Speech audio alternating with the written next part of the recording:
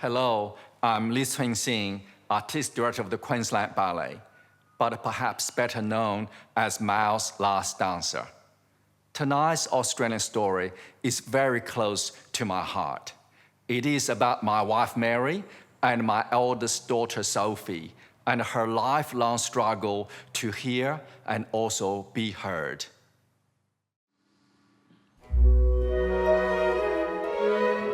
My parents' lives were all about dance, music, and art. When I watch my parents dance, they are really beautiful to watch. For Mum, that's all she ever wanted to do. For my dad, he was a superstar. Dad wrote a book about his life called Mao's Last Dancer, which turned into a movie. Lee and I were very simpatico with dance and music.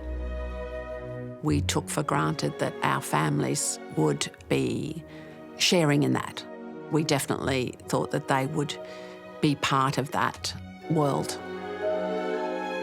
And what they created together is quite special. And I think for them, it would have taken them a really long time to accept the fact that I would just always hear very differently. When we first discovered Sophie's deafness, suddenly our life became very quiet.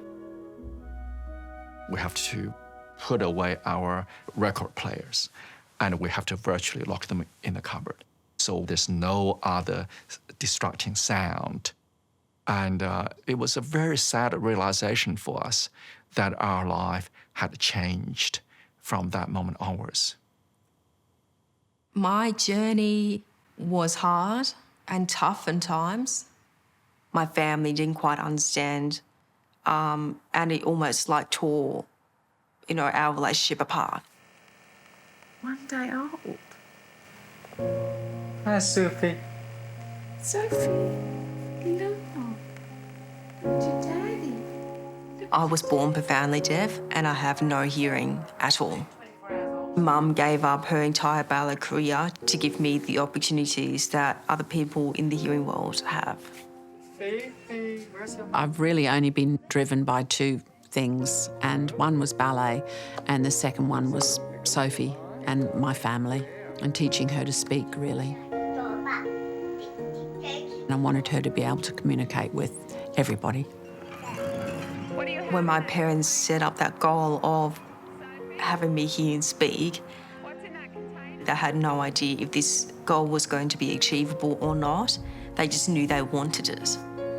But it's not easy for a profoundly deaf person to be part of the hearing world. Listening, when you're naturally not a hearing person, it's a lot of hard work. And for my mum, she didn't realise or she didn't quite understand why I had to go through that journey of embracing my deafness. There's Sophie. See how amazing it that I'm talking. I did my absolute best for Sophie, or for what I thought was at the time. It was a huge struggle for me, for my parents. I think the path that we took was possibly too hard, but we couldn't know that. Upper back, darlings, that's it. Through first, beautiful first. Mary has always been a fantastic teacher, coach. She's actually one of my best coaches. Callum, use that plie. I love my dancers because I did the same journey. So I know how tough it is, and I am tough, but I'm also kind. And often I think to myself, I taught a deaf child to speak, I can teach you anything. Good, best plie. Heel and heel, very good.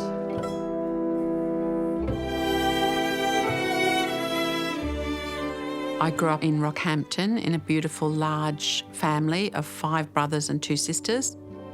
I was taken to ballet when I was 8, and from the moment I walked in the doors and heard the music, it became my passion from that day on. I made the move from Rockhampton to London when I was 16. That's where the centre of ballet was, and that's where I wanted to be. Physically, it was very punishing on your body. I just worked and worked, and when those opportunities came, I really grabbed them. Opportunities with interesting people like Rudolf Nureyev, Margot Fontaine. I saw the whole of the world through theatre.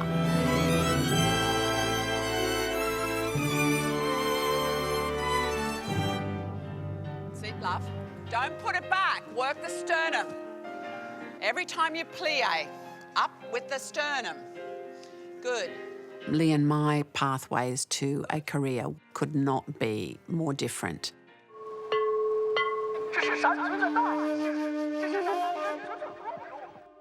I was born into utter poverty in Mao's Communist China.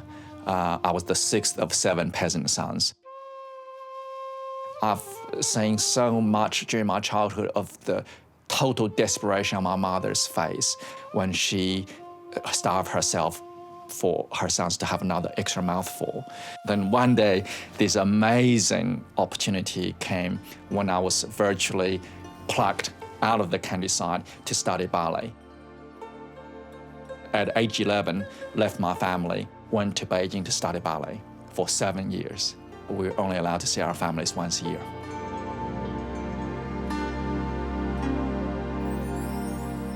I hated ballet with passion the first few years, absolutely hated it. The training regime we were put through was absolutely brutal. Lee was around 19 or 20, I think, when he was offered a scholarship to go to America, and he ended up in Houston. He decided that he would remain in America.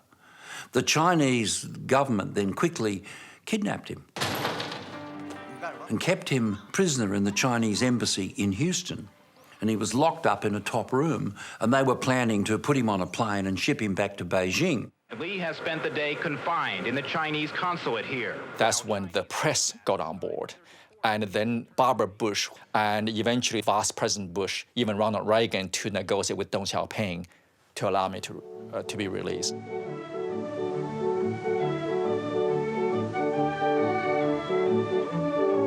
Once he stayed, of course, his career then soared because he was their principal dancer.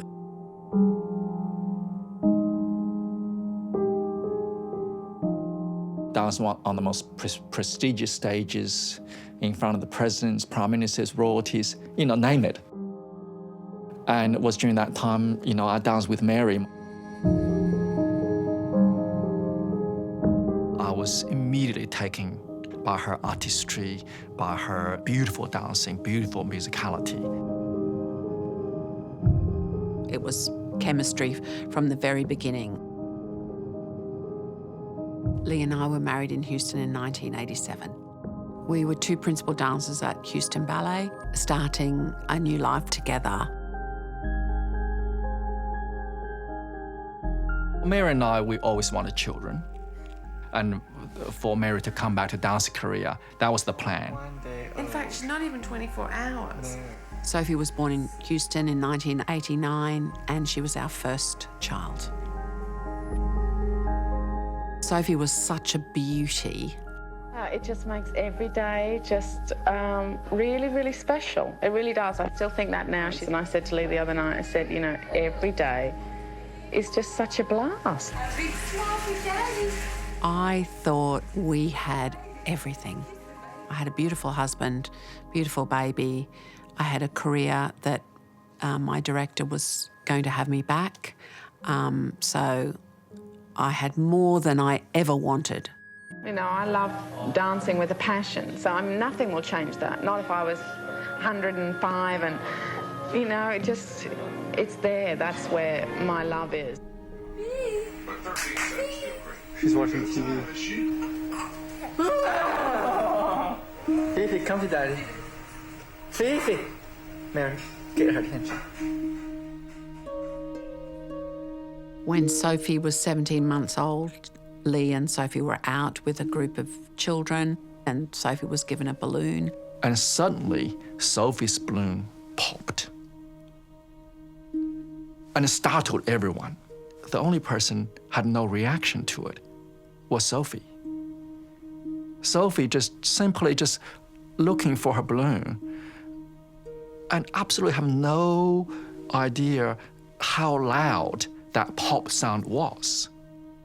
At that moment, my heart seemed just dropped. Sort of shock came through. I thought, she didn't react to the sound. I pulled Mary to the side and said, Mary, something wrong here. I kept saying, I'm sure she's fine, I'm sure she just... And he said no. And so we had a hearing test and she was diagnosed profoundly deaf. Mary actually coped with that news much better than I did. I was in shock. I was in absolute shock. The only thing went through my mind was there had to be a cure. There had to be something we could do to fix it. My parents had 3 options. They could do sign language, or they could do the oral method, or do cue speech. Sign language wasn't an option because my dad's Chinese, my mum's Australian, and we were living in America, so that would meant learning 3 different languages.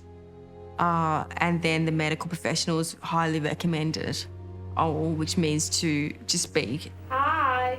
Do you see? We made a conscious decision early on to really teach her verbally, because we really wanted her to be able to communicate to as many people as possible to the speaking world. And we were told early on that if she starts signing, she may not speak. It's like a lazy eye syndrome. So Mary, she quickly sprung to action and immediately start speech therapy and went on to get her fitted with hearing aids. Oh, do you think she's crying? I knew that time was of the essence. Basically, the language that you're supposed to get happens between 1 and 5. I needed to hear my daughter's voice, no question. I told Lee that I wouldn't be going back on the stage. And I said, I am stopping so I can teach my daughter to speak. It was a heartbreaking experience for me to lose Mary as a partner, for her to give up something she loved so much from every little child.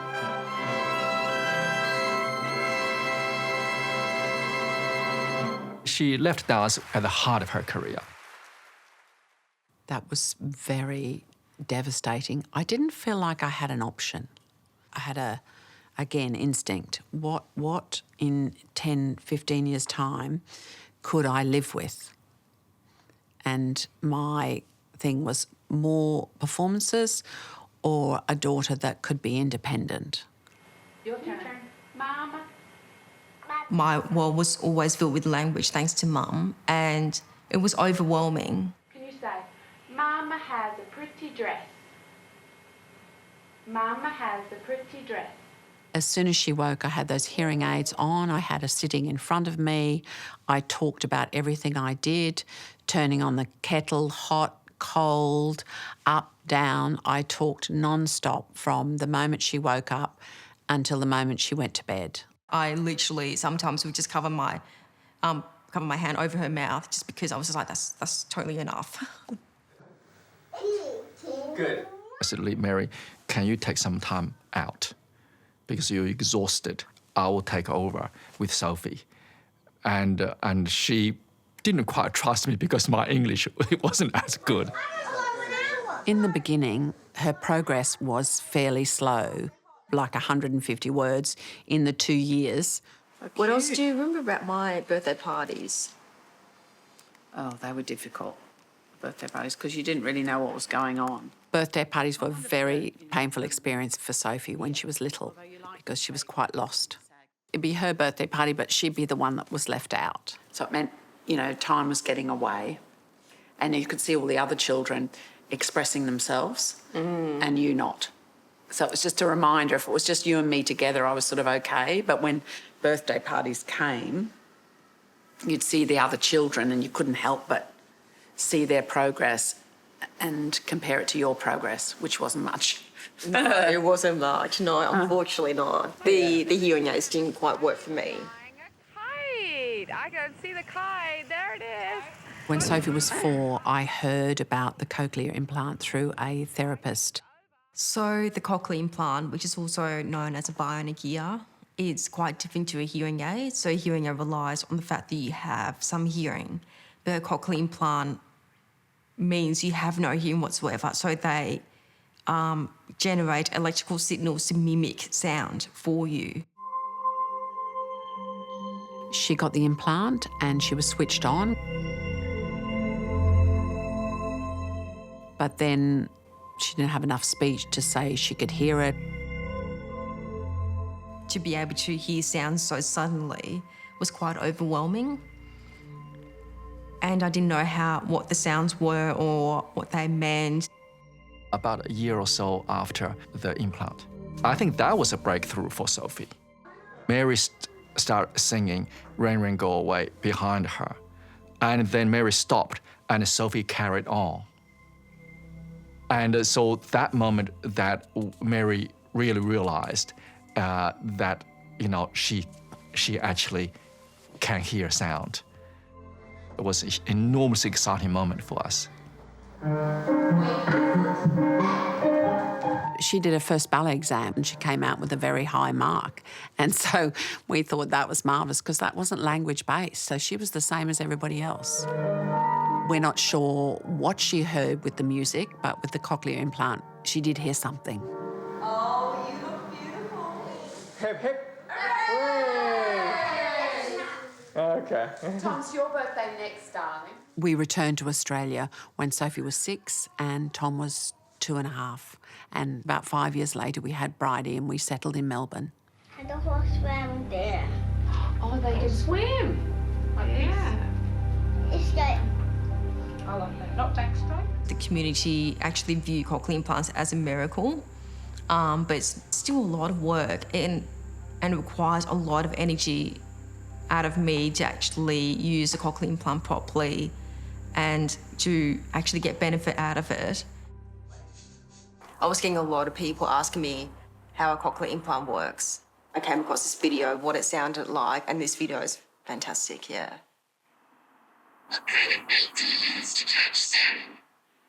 What kind of bait do you use to catch salmon? What kind of bait do you use to catch salmon? It was tough, particularly in the teenage years. I really wanted to have like genuine friends, but I found it really hard to connect with people when I wasn't able to hear properly and participate properly. At around 14 or 15, she came home from school and asked me to teach her how to be funny. I was quite shocked, and obviously she'd seen people that were popular, that were making jokes and stuff like that, and I said, I can teach you a lot of things, but I can't teach you to be funny. There was like just a negative connotation with deafness and being seen as not very smart, so I would really make a huge effort not to be deaf in any way. I'm trying to speak, I'm trying to work really hard on my hearing and all of that, but yet I don't seem to enjoy anything that it has to offer. And quite often I would just break down because it was just so hard. It was a struggle constantly for Sophie, actually. And as parents, it's very, very difficult to watch. Her hearing wasn't perfect, but over time, and with the help of 2 cochlear implants, Sophie began to communicate, speaking beautifully, actually. Without my bionic ears, I would never be where I am today. She did find out that she was quite academic eventually, and the study helped her get through, I think.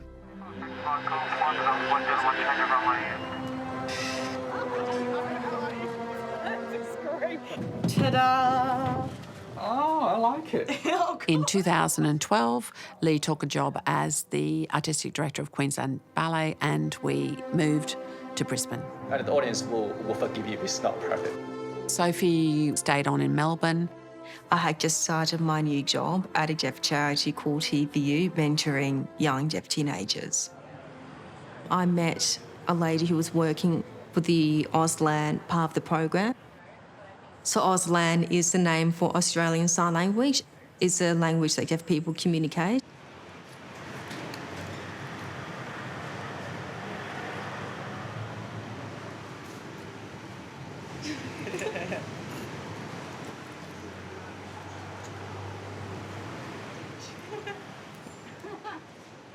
I was often taught that if you were an old deaf person, it was slightly better than a signing deaf person.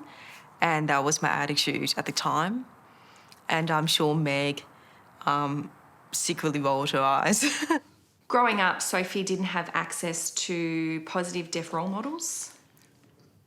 There was no one who was able to teach her, how to show her, how to teach her to navigate life as a deaf person.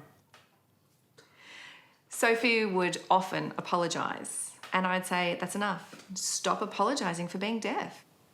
You know, accept yourself as a deaf person, full stop.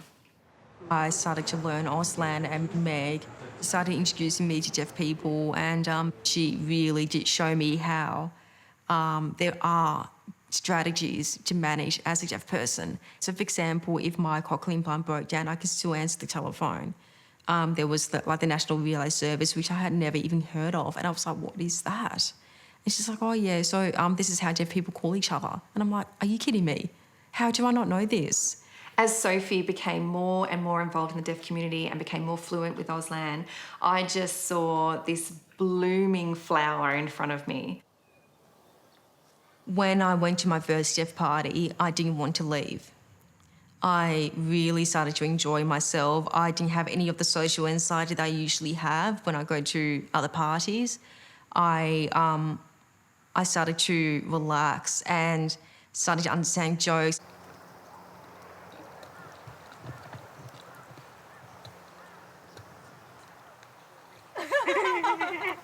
All of the meltdowns that I used to have completely disappeared. And I felt like I was finally normal. And I was understood in a way that even my family didn't understand. After we moved to Queensland, just gradually, Sophie and Mary start communicating less and less. Around this time, I got a boyfriend who was deaf, and he did not speak, he only signed. My parents started to hear a lot of deaf. And I think they became really quite concerned just how deaf my life was at that point. Would this mean I would decide to renounce the hearing world and go completely deaf myself and take off the cochlear implant and no longer communicate with them in the way that we both did? Well, I didn't want to lose her to just the deaf world because I knew she could speak as well. And I didn't want her to reject the hearing world because it was too hard. And I was frightened for her because I didn't want her to close any options off. But Lee would always say, it's her choice. Things came to a head with Sophie and I when Queensland Ballet supported a charity that used an auditory verbal approach, which is what I did with Sophie, to teach a child to speak through hearing, through implants. We thought she would be excited, but she actually said, well, if it was me, I would make a different choice. And there was a lot more than an argument. But they were screaming at each other, and I can't even get a word in. And then Sophie basically slammed her implant on the tables and walked off. And the next morning, she left early and didn't say goodbye, and just went to the airport, flew back to Melbourne. I was just stunned, really. I had given up my life for her to speak, and I was very sad about that. Mary was beside herself. She was so devastated and so angry, and I knew Sophie would be so angry too. For a 6-month period, the relationship between my mum became really strained and tense until I decided to write both my parents a letter. Hey Mum and Dad, hope you guys are going well. Really, I just wanted to reassure them that I was still their daughter and that I still loved them, and I wanted to be really clear, I don't resent the choices my parents made back then because I knew they gave me a really valuable skill, which is to hear and speak. But what I did resent them was not giving me the access that I had needed for, like with deaf strategies, having deaf role models. I didn't have any of that, which is also just equally important. Then I started to worry.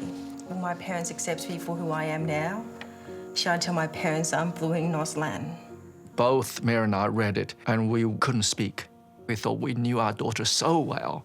We knew what she was thinking. We knew what makes her happy, what makes her sad. We knew her struggles, but not nearly. Sophie was really suffering a great deal. It was a confronting conversation to have, but it was a long time coming. That was kind of the beginning of repairing our relationship. We started to sort of see things from her point of view. A beautiful mother and a beautiful father. How lucky can you get? I thought my family with 7 children was enough, 8 children. I think Auslan gave her lots of things that the hearing implants didn't give her, and I didn't know that. I think it was such an added nuance to her life. It made things easier at times. It gave her another community, and I didn't realise how beneficial it would be, and it is. If Sophie wants to take her implants off now to live a month or a year or forever without the implants, I think we would accept that, despite what we have gone through with her. We just have fresh tomato. I don't think we need to cook it. Oh, I think we should. I'm the chef. If that's what makes her happy, if that's what she wants to do with her life, then that's her right. We have to support her. We will support her. And we have to meet her halfway. Sophie, once at the Houston Ballet, somebody crashed. He missed the guy, crashed into the light, went back. The whole light started shaking. It's a great story to tell afterwards, though.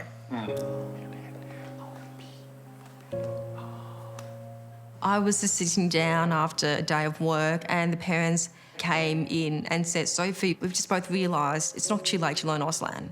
So when can we start? And then my brother started piping up saying that, oh yeah, I'd like to join. And then my sister was like, oh yeah, me too, I want to learn as well.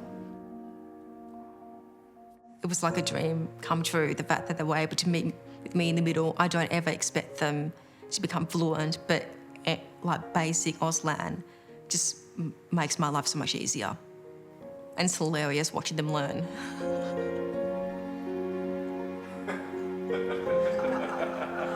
Oh, we have a lot of fun in these lessons.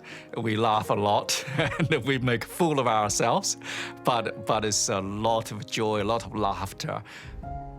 I think it's going to be a work in progress for a little while, but we're definitely into it. In the end, I decided to not turn off my cochlear implants off because I really appreciate being part of both worlds and the fact that I have a choice to be in either world whenever I want to. So all thanks to Mum, it did pay off.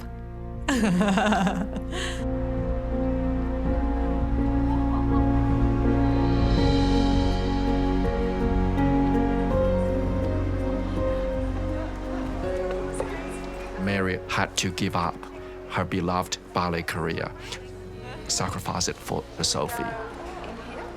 I knew how passionate she was and how good she was as a dancer. She was every bit as good as I was as an artist, as a dancer. Are you nervous? A little bit, but I'm more excited than nervous. And so eventually she was convinced to make a comeback. They look beautiful. I'm making a comeback in Sleeping Beauty in June for the Queensland Ballet, and I'll be doing the Queen.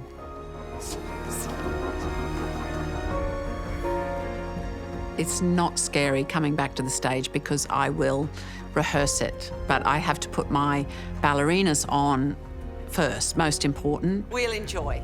Yeah. Fingers crossed. The ballet studio is really Mum's happy place, and that's basically how they met, and that's how they worked together and fell in love together. So it's a really nice full circle.